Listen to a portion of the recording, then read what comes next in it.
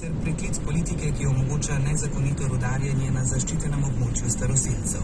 Ena od osrednjih predvolilnih obljub Lule da Silve je bila namreč zaščita deževnega gozda. Sandra Križel.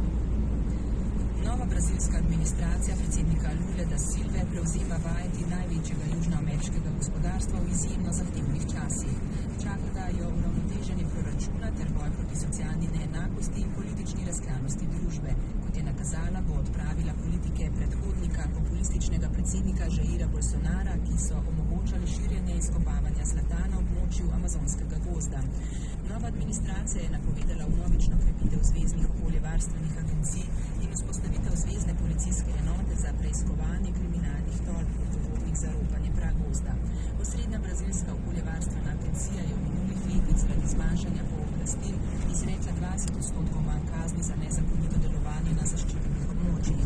Vlada bo spet aktivirala 600 milijonov vreden amazonski sklad, osrednji program za zajezitev krčenja deževnega gozda, ki je bil zamrznjen leta 2019.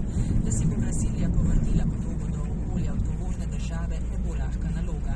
Predsednik Lula da Silva bo potreboval koalicijo v razdeljenem kongresu